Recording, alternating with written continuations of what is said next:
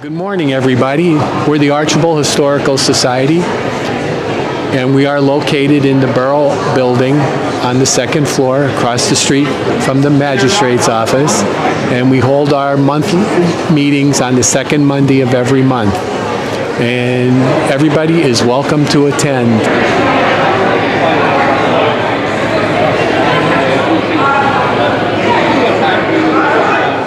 This is a very good opportunity for local historical societies to present their wares and to have exposure to the general public. And it's a very good idea to have all these historical societies get together in one place at one time. We can all learn more about each other and about what our products and services are. It opens a lot of doors for a lot of people, not only the general public, but also for the historical societies themselves. Because many of us we all operate in our own private little world, and most people don't know what goes on in our individual societies. So getting together like this and we sort of peddle our wares, and people learn about us and what we have for sale and what we do. And it's a great opportunity. At the same time, the general public gets to learn about each of us, and we all benefit by that.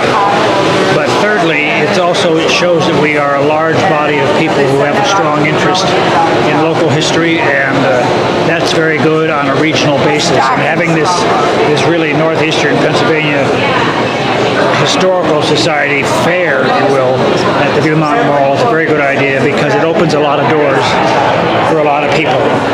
And from Carbondale, we're very delighted to be here, and we look forward to having a good day, and we hope everybody else has a good day. Thank you.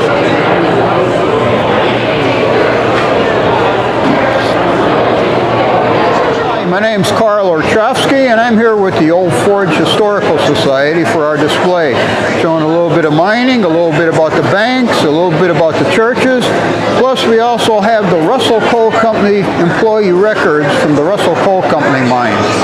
I also work for the number 9 coal mine down in Lansford, anthracite coal mine tour and museum, and some brochures are up here for you. Come up and see us today, 10 to 4. Thank you.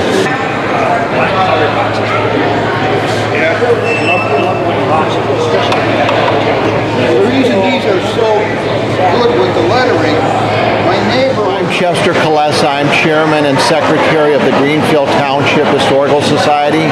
We're here at the Viewmont Mall on Saturday, September 30th, 2023, and we have our table display along with other historical societies and museums. And what we have is our upcoming events. For Veterans Day on November 11th at 2 o'clock, we're going to have a dedication of our new Veterans Memorial. We're still also selling stones for the memorial for any veterans that wish to purchase one. Other items we have here is our ornament display. We have ornaments related to the museum building, Newton Lake, our school bus, our Four Corners of Life, and the high school. We also have membership forms, our Greenfield Township cookbook. We are welcoming people to sign up for a tour of the Greenfield Township Museum building and also the schoolhouse. And we have a nice book here of different things related to Greenfield Township, the schoolhouse, the school bus, the museum building. We started this in 2007, and we opened it in 2016 for our bicentennial of Greenfield Township. We also have information about our collections. Our collections are wide-ranging from agriculture to fire departments, police departments, government. We even have a voting machine. Even though this was made in the 20th century, we used this up to Election Day on November 8, 2005.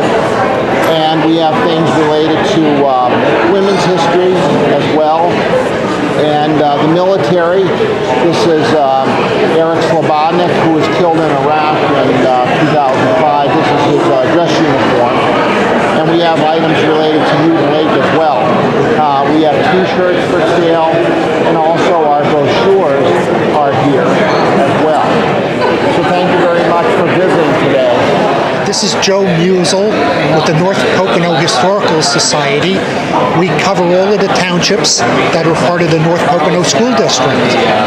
We meet on the third third Saturday of each month at the Moscow Library. And we have our Facebook page that you can look us up.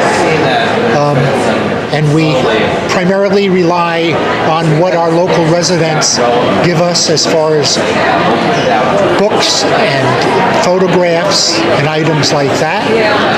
And we look forward to meeting you at one of our upcoming meetings.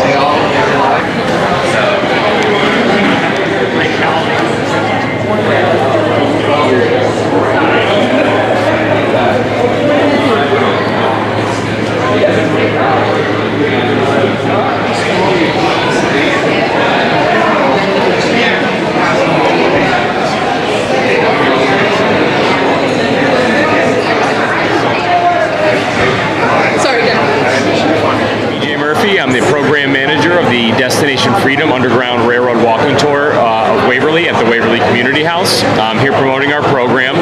We are a National Park Service affiliate program through the National Park Service's National Underground Railroad Network to Freedom program. We provide walking tours, we do historical lectures, we have the Destination Freedom Special Exhibitions Gallery, which is a museum type room that has a lot of artifacts and documents and stuff related to the Underground Railroad in the Civil War era. And I'm here today promoting our program.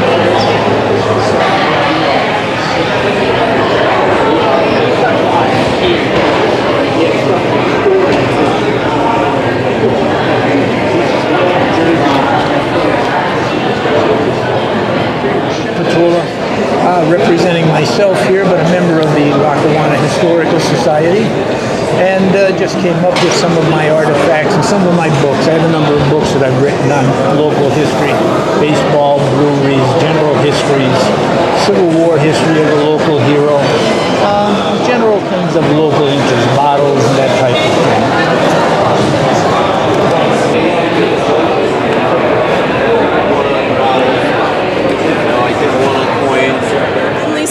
From the Susquehanna County Historical Society. We do a number of things with our society that include genealogy, local history, and we have a museum that's free to the public to use, and we welcome anybody and everyone.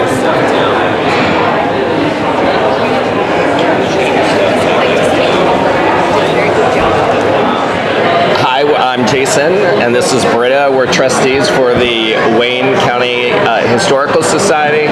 We came here today to show off our nice museum. We have tons of locations within our county. We have, if you look at this little flyer we have, but we have one in the back, we have our main museum, which features the Stourbridge Lion. It's a replica of the original.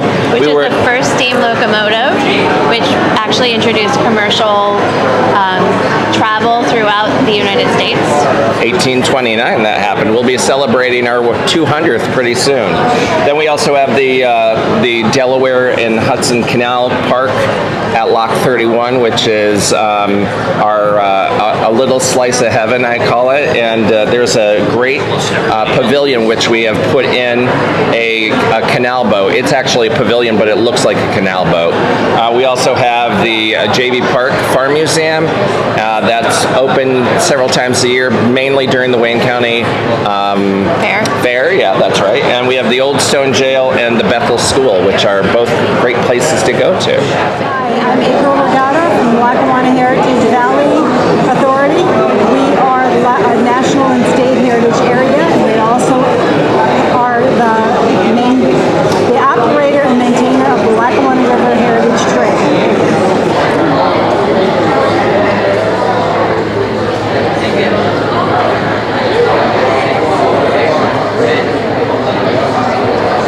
President Bruce Malcolm, German Historical Society. We're here at the Historical Society's annual event at the Viewmont Mall. We've got some stuff for sale. We've got our books from the Sesquicentennial, the Centennial, our new coins designed by us, the coins from the Centennial. We've got a display of old newspaper articles and photos, and we've got a lot of memorabilia here from the DuPont powder mills, from the German Bank, from Battenberg's furniture store. Laurel Cut Glass Company, one of probably only 2 or 3 in existence. Burnt down in 1903. So we've got a lot of history here. We meet on the first Sunday of the month at 6:30 at our new building, which we're restoring, which was the old Welsh Congregational Church, 1884 to 1913. So if anybody has any interest in coming to our meeting, 6:30 on the first Sunday of the month.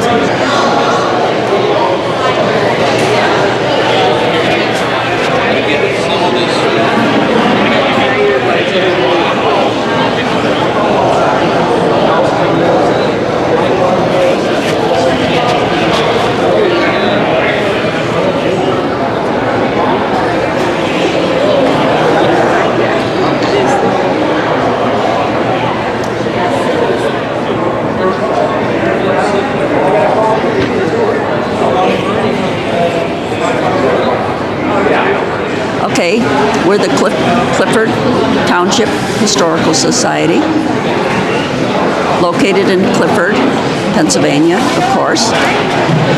We've done several books. We have a lot of things available about the history of Clifford and surrounding areas, including Uniondale, Ararat, Gibson, Thompson Township. Lots of pictures. We have several venues. We have a restored one-room schoolhouse. We have a church, which the third Sunday of each month has a speaker. We have a children's garden. And we have a cider mill that's been restored and is running. Julie Esty from the Dunmore Cemetery Tour, and we're here at today's local history fair celebrating our great heritage. I have some of my offerings here from my writings, and I'm here to promote the Dunmore Cemetery Tour, which will be taking place tomorrow and the following Sunday. So glad to have everybody here. I'm Sarah Pacini. I'm the Assistant Director at the Lackawanna Historical Society. This is our second annual local history fair.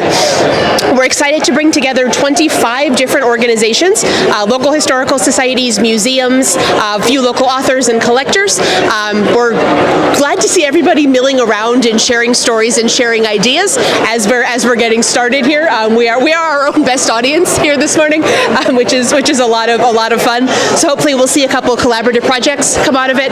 People who have similar stories to share find ways to tell them together. So there's a lot of history in the area. So we're glad to bring everybody together and tell people who may not know what we have, what's available, and what we have around in the area to help them find their roots, find new stories about what they didn't know about where they live. The Forest City Area Historical Society, which means Forest City, Browndale, Richmondale, Vanley, and outsiding areas like Herrick Center and Uniondale. We take care of them too. So we're basically 3 counties, one great big community. We're not just the one city. We're a region unto ourselves. We're basically, Forest City, Browndale, Vanley and Richmondale. I know the story, yes. Thank you for stopping by. Georgia Adamitis, and I'm representing the Dixon City Historical Committee. We are not quite a society yet, and we're working on that. We're fairly a new organization, and we are always looking for people to help us with donations. Also, people who would like to join the organization. If you would like to, you could contact either Jack Horvath or myself through the Dixon City Borough Building. And in the coming months, we will be relocating to our new building, which is the Dixon City Community Center on Main Street in Dixon City.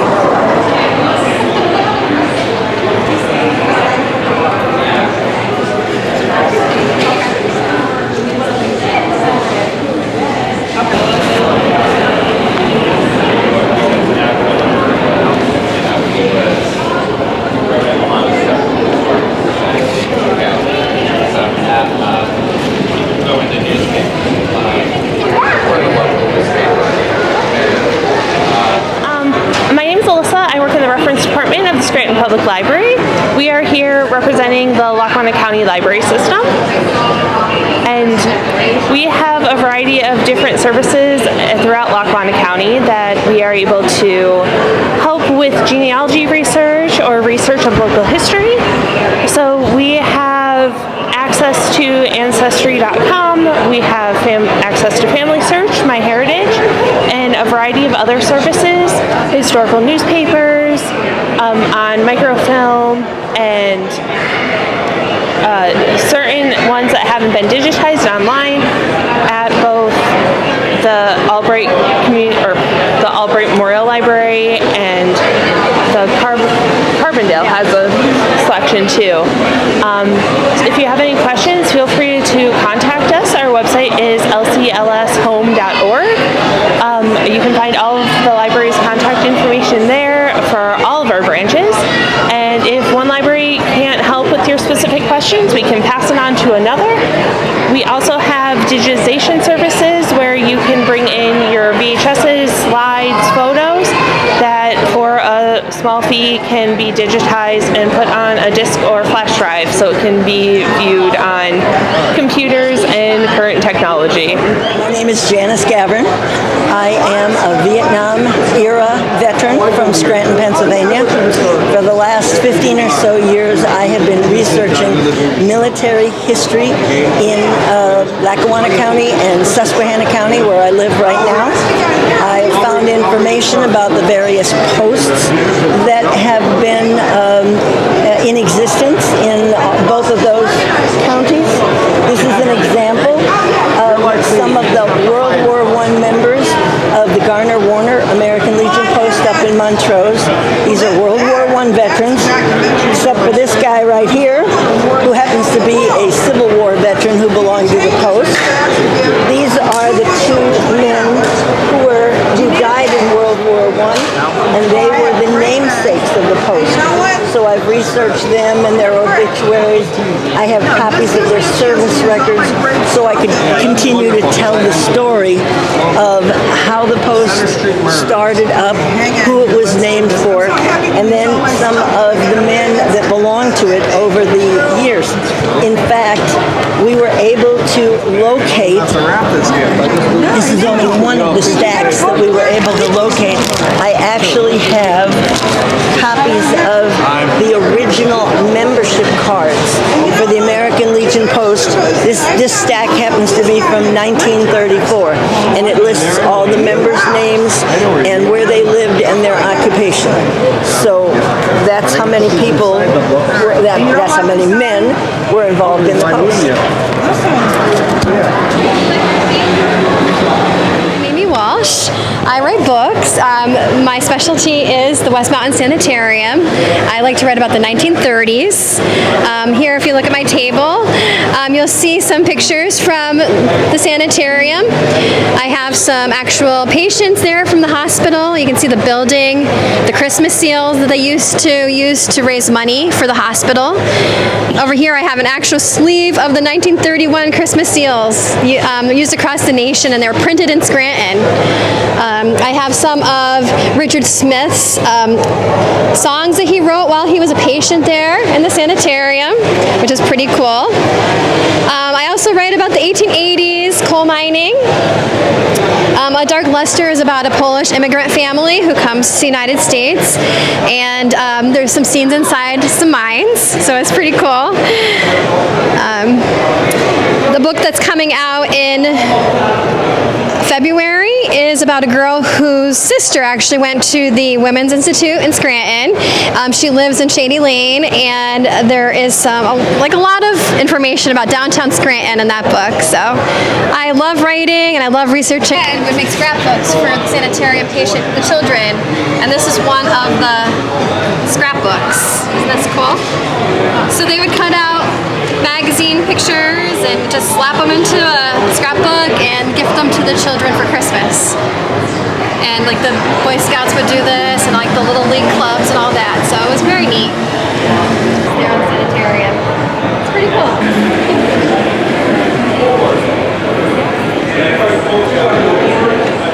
Hi, my name is Damian Leone, and I'm with the Historical Society of the Abingtons.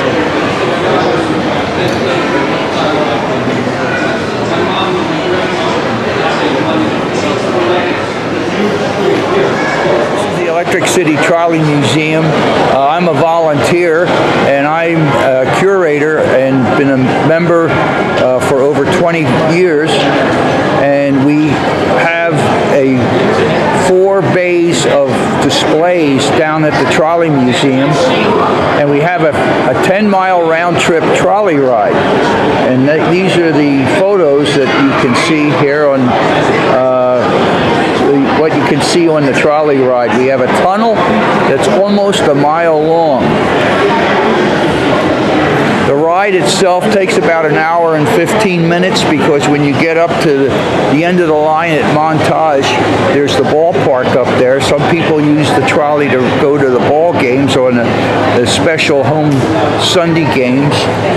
And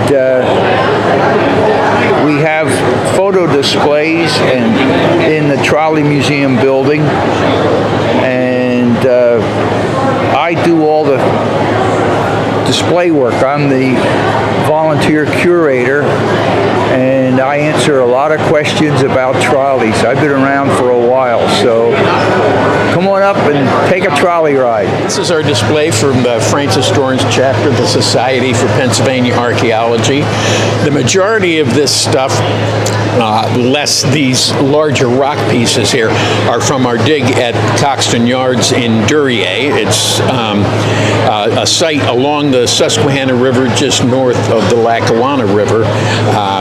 And we've been digging here for about 30 years. We found hundreds and hundreds of points, and we've also uncovered 3 separate foundations dating all the way from the late 1700s to the late 1900s or 1800s.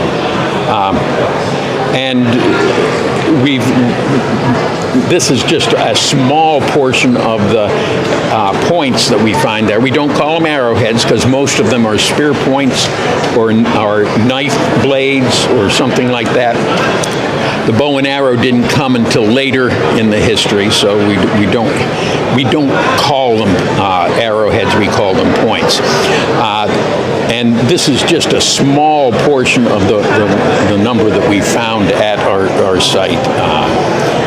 The historic stuff, I've been doing that probably for the last 15, 20 years because we found 3 separate foundations there.